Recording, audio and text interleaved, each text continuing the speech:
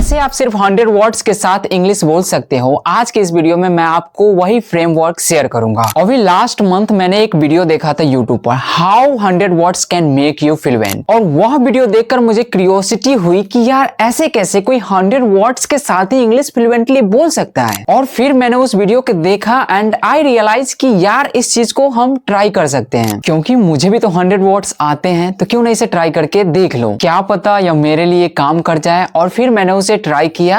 इस वीडियो में मैं आपको एग्जैक्ट चीज बताऊंगा कि कैसे 100 वर्ड्स के साथ आप इंग्लिश फ्लुएंटली बोल सकते हो। देखो यार, एक चीज मैं आपको बता देना चाहता हूं इस वीडियो को शुरुआत होने से पहले।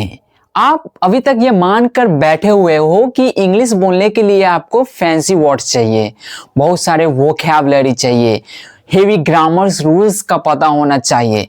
तो मैं आपको बता दूं, अगर आप इस सब चीज अपने माइंड में रखकर चलते हो तो मेरा भरोसा करो कि आप इंग्लिश कभी नहीं सीख पाओगे। इंग्लिश सीखने के लिए आपको जो कुछ भी आता है, बेसिक आपको 50, 60, 100 वर्ड्स आते हैं, बेसिक ग्रामर्स रूल्स पता है, उसी के साथ आपको स्टार्ट करना होगा। तो इस वीडियो में मैं 4 टिप्स बताऊंगा जो बेसिक हैं। The first tip is, if you know little, don't wait for no more words.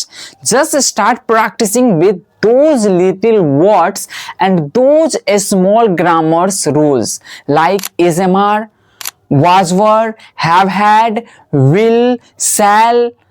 If you know how to use this will, shall and have has, you know enough.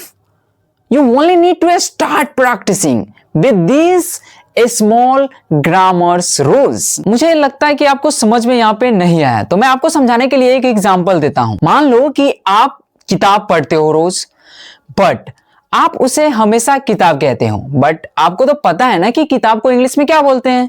किताब को English में book बोलते हैं।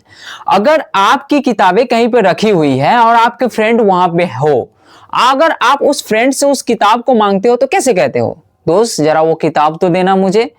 So instead of saying कि दोस्त मुझे उस किताब को देना, आप तो यह भी कह सकते हो ना कि दोस्त उस बुक को मुझे दो, क्योंकि यहां पे आप किताब की जगह पे बुक एक इंग्लिश वर्ड है जो आप यूज कर रहे हो।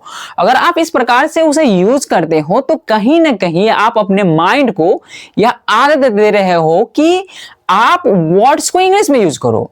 And once your mind is started taking words in English, then your mind is going like breathlessly. You will use some grammar rules between those words, like I'm going to drink a water. So drink a water is a simple English. Everybody knows it, but nobody's ever use it because they are scared.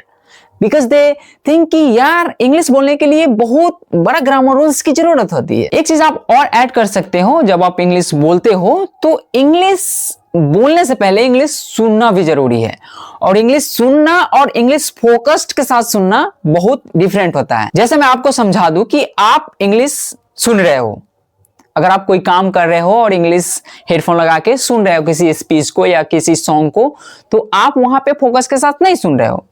Focus के साथ सुनना कि आप सिर्फ उस चीज को ही सुन रहे हो, उस वक्त उस चीज को देख रहे हो और आप ऑब्जर्व कर रहे हो कि कहां पे कौन सा वर्ड्स यूज किया जा रहा है, कहां पे कौन सा ग्रामर्स का रूल्स यूज किया जा रहा है, कहां पे पास्ट की बातें हो रही है, कहां पे फ्यूचर की बातें हो रही है।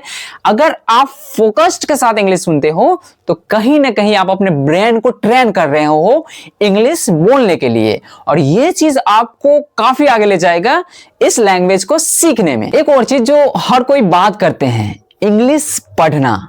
यस, पढ़ते तो सब लोग हैं, बट फोकस के साथ क्या पढ़ते हो? क्या आप जब इंग्लिश पढ़ते हो और जो वर्ड्स बीच में आती है जो आपको समझ में नहीं आता, जिसका मीनिंग आपको पता नहीं होता, क्या आप उसे अंडरलाइन कहते हो? क्या आप उसे ट्राई करते हो कि इस वर्ड्स का मीनिंग चलो सर्च करते हैं? अगर आप इस माइंडसेट के साथ अगर किसी बुक को पढ़ रहे हो कि मैं इसे पढ़ रहा हूं और इस वर्ड्स का मीनिंग मुझे नहीं पता है, तो मैं किसी भी तरीके से इस वर्ड्स का मीनिंग पता कर लूंगा, तो आप कहीं ना कहीं इस इंग्लिश को बहुत जल्दी सीखने वाले हो। अगर आप ऐसा नहीं करते हो तो कहीं ना कहीं आप लेट प्रोसेस में हो, कहीं ना कहीं आप का यह काफी समय ले लेगा इस लैंग्वेज को बोलने के लिए। लास्ट में मैं तो यही कहूंगा कि आप इंग्लिश पढ़ो, इंग्लिश सुनो और इंग्लिश बोलने की कोशिश करो। आपने हमेशा देखा है अपने आप को अपने आसपास, कॉलेज में, कोचिंग में, हर जगह इंग्लिश एज अ सब्जेक्ट पढ़ाया जाता है। यू हैवंट एवर सीन कि English as a language. You haven't ever see around you कि यार people are trying to practice, people are trying to speak in it. Never. They will only read, they will only understand, they will only understand the grammar's rules, but when it comes to practice, they never do it. And that's why they aren't speak English so far in their life. That's the biggest mistake that every English learner they do. They're trying to focus on the grammars, they try to focus on vocabulary, but the thing is, whatever you know, whatever you have, just try to practice with that, and this is the only way that is going to make you perfect in this language, that is going to make you fluent in this language. So I hope कि आपको ये सारी बातें समझ में आई हो और कहीं ना कहीं आप इस बात को इम्प्लीमेंट करो ताकि आप भी इंग्लिश बोल सके हो।